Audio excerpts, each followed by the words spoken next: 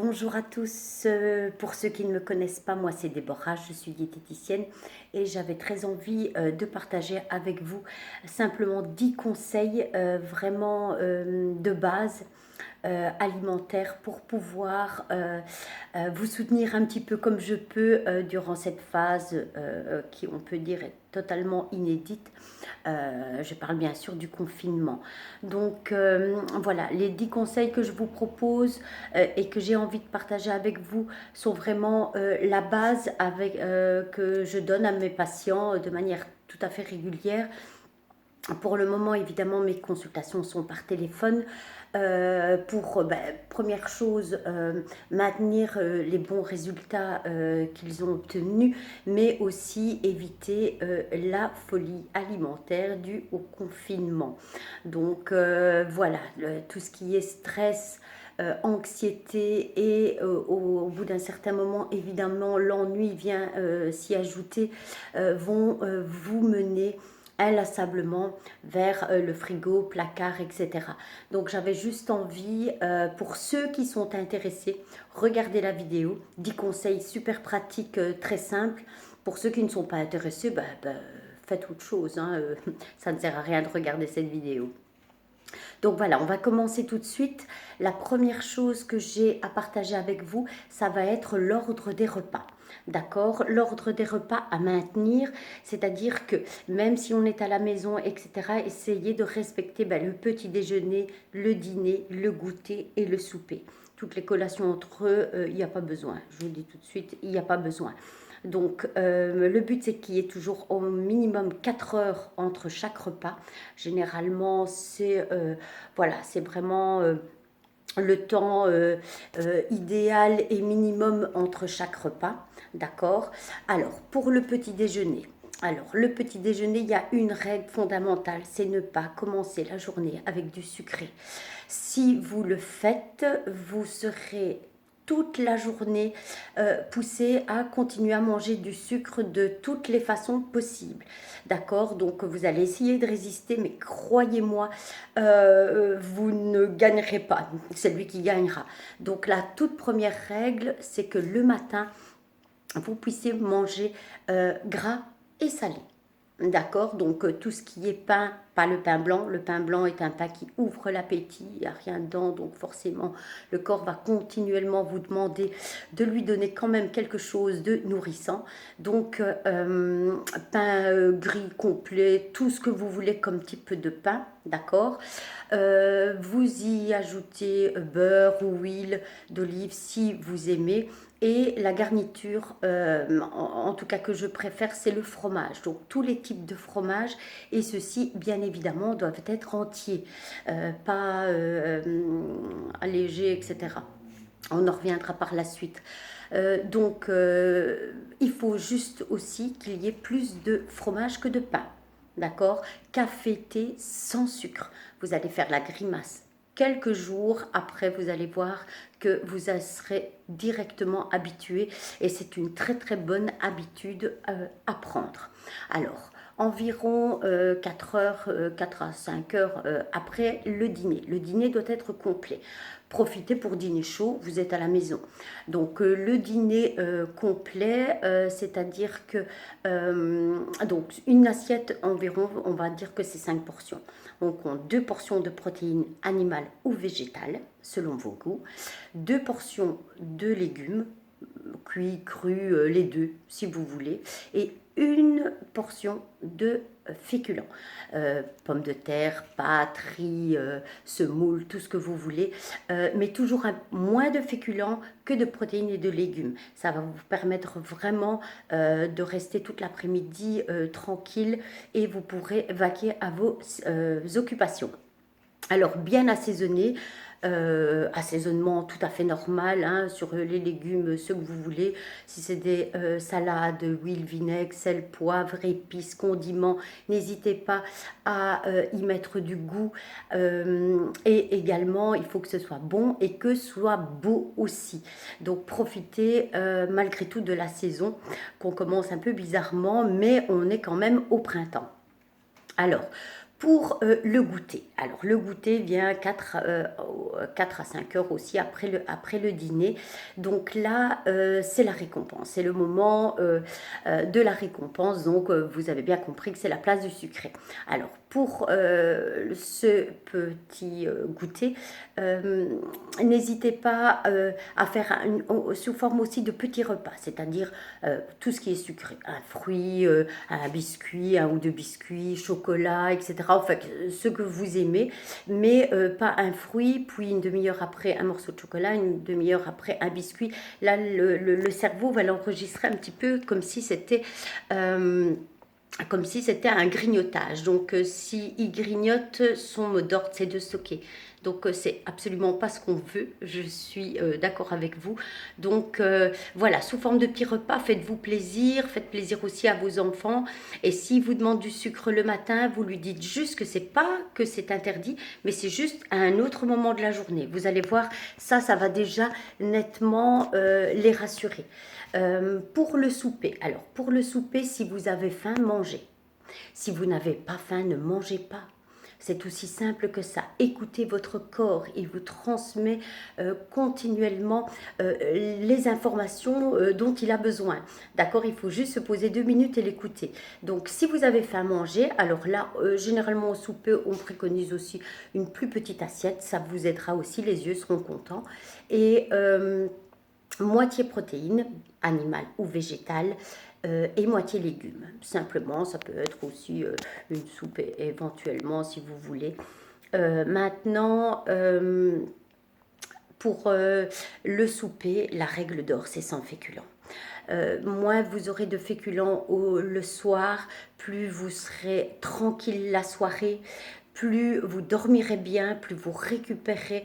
Donc c'est vraiment intéressant et c'est beaucoup plus facile à faire que ce qu'on imagine. Donc voilà pour l'ordre des repas. La petite chose en plus aussi, c'est de manger à table.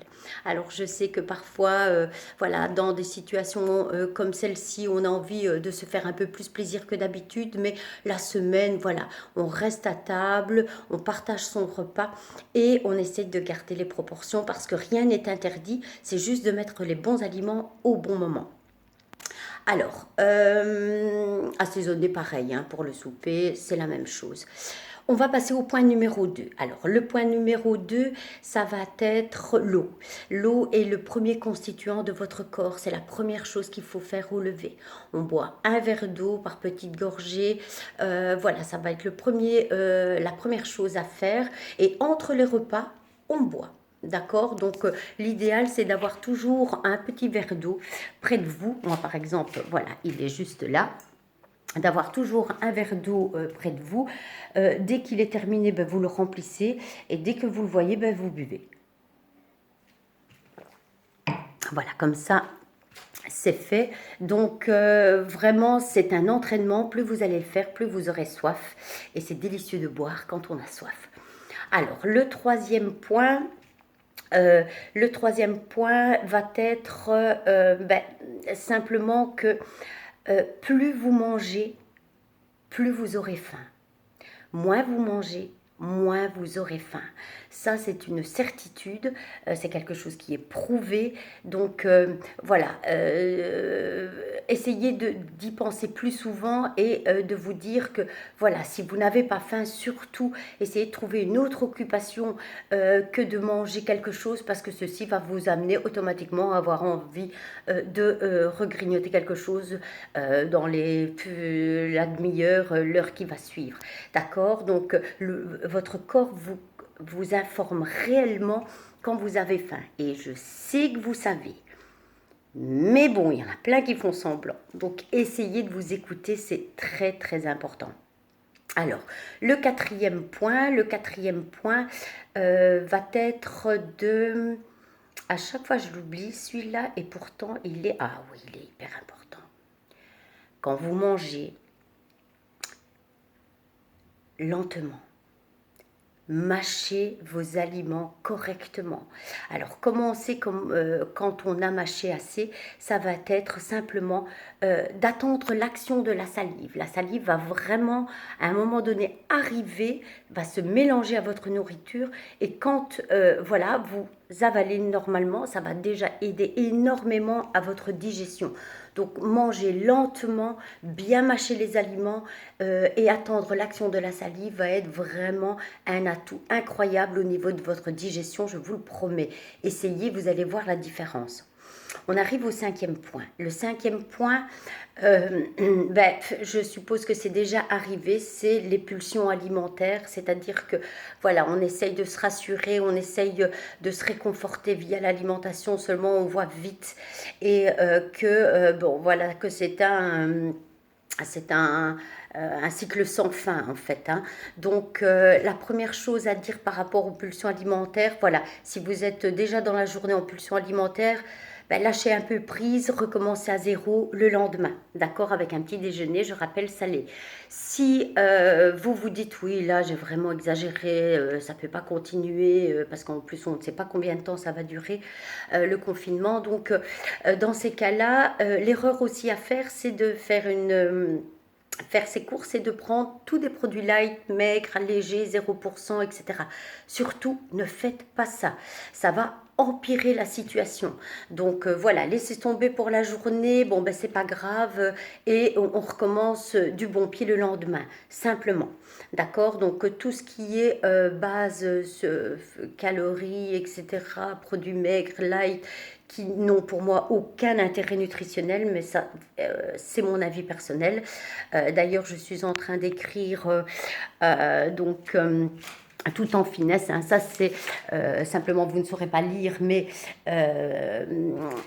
voilà, je suis en train d'écrire tout en finesse, c'est simplement le mot, le nom que portent mes cartes de visite. Une diététicienne vous dévoile tous ses secrets. Numéro 1, stop au régime. Comme ça, vous aurez vite compris quel est mon point de vue par rapport à ça. Alors, on va passer, donc le sixième point.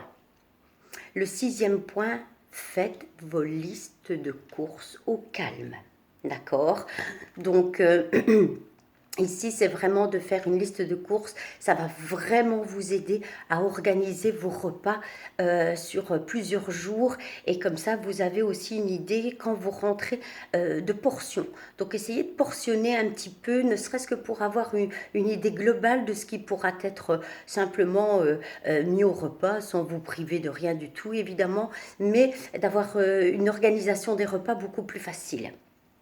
Ok, alors on passe au point numéro 7, ça vous allez l'adorer. Le point numéro 7, c'est que la semaine, voilà, on fait relativement, voilà, sans se priver, mais on fait attention à ce que l'on mange. Par contre, le week-end, c'est les moments des plaisirs. Donc, je conseille toujours le vendredi soir. Voilà, le vendredi soir, on se fait plaisir en famille. Pâtes, frites, ce que vous voulez, pizza, voilà, faites-vous plaisir le vendredi soir. Le goûter du samedi aussi, là vous pouvez faire peut-être quelques pâtisseries, pas trop parce qu'on ne sait pas les partager.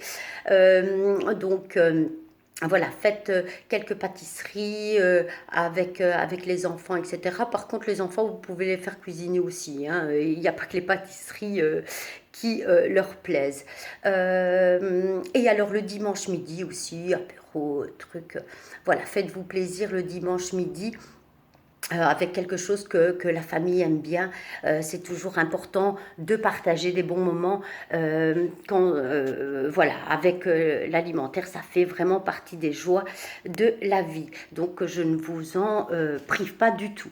Alors, on arrive au huitième point. Le huitième point, ça va être d'essayer malgré tout la situation. Je sais bien qu'on ne peut pas faire son sport qu'on a l'habitude de faire, mais essayez de faire quelques exercices à la maison, des exercices tout simples. Il y a plein de tutos là-dessus. Par contre, ne commencez pas à faire des étirements, etc., que vous n'avez jamais eu l'habitude de faire. Ça pourrait faire plus de mal que de bien. Donc, faites attention à ce que vous faites, mais essayez de trouver une activité, au moins de bouger un peu son corps avec des exercices, encore une fois, tout à fait simples. Autre exercice que j'aime beaucoup, ça va être la méditation. Alors, il ne faut pas être des super yogis pour faire de la méditation. La méditation, c'est juste un retour vers soi. Donc c'est un retour au calme, c'est essayer à ce moment-là d'apaiser un petit peu ces tensions, etc. Ça vous permet de relativiser un peu et de repartir avec des pensées un peu plus calmes. Voilà, il y a plein d'exercices, de faire attention à sa respiration, etc. Ça fait vraiment, vraiment du bien. Donc si vous n'avez jamais fait, je vous invite à au moins essayer. Et ensuite, voilà, vous sentirez le bienfait et j'espère que vous continuerez. Autre exercice que j'aime particulièrement, ça va être la visualisation. Alors par rapport à une situation comme la nôtre, je peux vous dire que moi pour le moment, je visualise vraiment une chose bien précise et plusieurs fois par jour, c'est vraiment c'est les infos avec en titre, vraiment en grand titre, fin du confinement, retour à la santé, à la liberté pour tous. Voilà, moi en tout cas c'est la visualisation que je répète plusieurs fois par jour. Si vous avez envie de vous joindre à moi, je vous y encourage. C'est clair que plus on pensera au retour des choses pour la sécurité de tout le monde aussi. Je ne veux pas qu'on tombe non plus dans une psychose. Il ne faut pas commencer à avoir peur les uns des autres. Je crois que c'est pas le bon truc non plus. Mais en tout cas, de visualiser qu'on pourra retrouver notre liberté et en toute sécurité. D'accord? Donc à faire. Et quel que soit le moment, quelle que soit la visualisation que vous avez envie de faire, faites-la. Simplement. Je vous encourage à le faire en tout cas. Le 9e point, alors le 9e point, je l'adore, ça va être le miroir. Alors le miroir, une bonne façon d'être connecté à soi, c'est simplement de se regarder en petite tenue tous les jours. Regardez-vous de la tête aux pieds. C'est un excellent exercice déjà d'acceptation de soi. D'accord. Donc, et le miroir vous donne un message très clair, très pratique. Par contre, la pesée, voilà, pas besoin de se peser tous les jours, mais il y en a même qui, à mon avis, la balance est bien en vacances aussi, mais une fois par semaine, moi mon jour préféré c'est le jeudi matin, voilà, pesez-vous une fois par semaine, c'est important quand même de rester connecté aussi un petit peu à ce que notre corps nous dit via notre poids, mais pas tous les jours. Ok. Autre chose, prenez soin de vous. C'est vraiment l'occasion de le faire, que ce soit vos cheveux, vos pieds, vos mains, ce que vous voulez. Donc prenez soin de vous. Un petit conseil aussi, c'est que plusieurs fois par semaine, préparez-vous en couple aussi. N'oubliez pas de séduire l'autre, c'est toujours important. Je sais qu'on est en confinement, mais bon, les jeans t-shirts tous les jours, voilà. Donc c'est juste un petit clin d'œil. Par rapport à ça, aussi le fait d'être apprêté, voilà, on se sent déjà mieux, donc c'est important. Alors le 10e point, c'est vraiment quelque chose d'un peu particulier que j'ai quand même envie de partager avec vous. Ça va être de simplement se dire plusieurs fois par jour ou au moins une fois, c'est que vous êtes aujourd'hui en bonne santé, je l'espère vraiment pour tous, que vous êtes en bonne santé, que votre famille est en bonne santé et que vous avez tout ce dont vous avez besoin.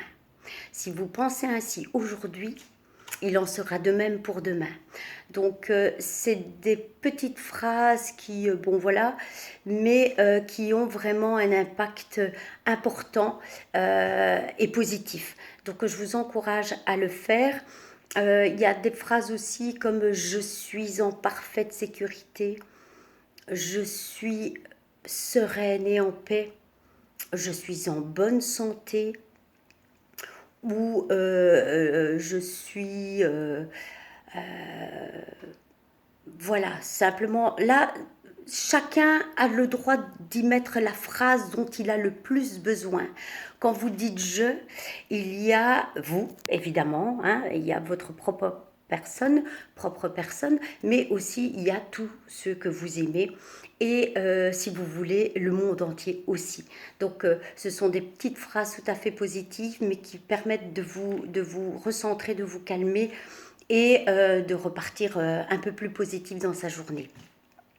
Voilà, donc pour les 10 conseils, c'est terminé. J'espère, ne serait-ce que pour une ou deux personnes, qu'il y ait un ou deux conseils qui pourra être au moins testé. Voilà, je serais déjà ravie d'avoir pu vous apporter quelque chose.